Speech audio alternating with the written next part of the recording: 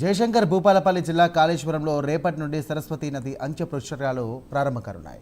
ఇక మే 21 నుండి జూన్ 1వ తేదీ వరకు కూడా మొత్తం 12 రోజుల పాటు ఈ అంత్య పుష్కరాలు ఉంటాయి. దీనికి సంబంధించి కూడా సరస్వతి పుష్కర్ ఘాట్ను కూడా అందంగా ముస్తాబు చేశారు. భారీ సెట్టింగ్లతో ఘన ఏర్పాటు చేశారు.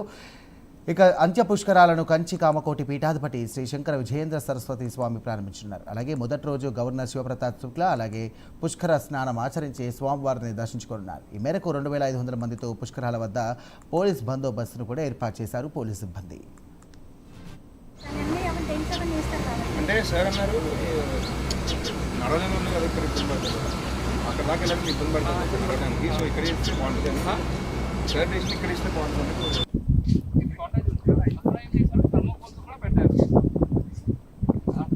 జయశంకర్ భూపాలపల్లి జిల్లా మహాదేవ్పూర్ మండల్ కాళేశ్వరంలో 21 మే నుంచి 1 జూన్ వరకు మన సరస్వతి అంత్య పుష్కరాలు ఎండోమెంట్ డిపార్ట్మెంట్ మరియు డిస్ట్రిక్ట్ అడ్మినిస్ట్రేషన్ ద్వారా ఆర్గనైజ్ చేస్తున్నాం. 21 మేకి 5:43 AM పుష్కరాలు మనం స్టార్ట్ చేస్తున్నాం.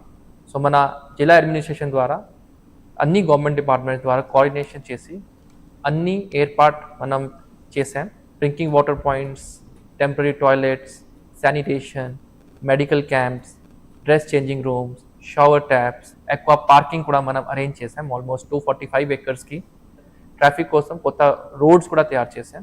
సో పార్కింగ్ ప్లేసెస్ నుంచి సరస్వతి ఘాట్ వరకు మనం shuttle buses, free shuttle buses కూడా ప్లాన్ చేసాం. సో భక్తులు ఒక్కసారి పార్క్ చేసిన తర్వాత డైరెక్ట్ షటల్ బస్సెస్లో మీరు ఇక్కడ డైరెక్ట్లీ సరస్వతి ఘాట్లో రావచ్చు.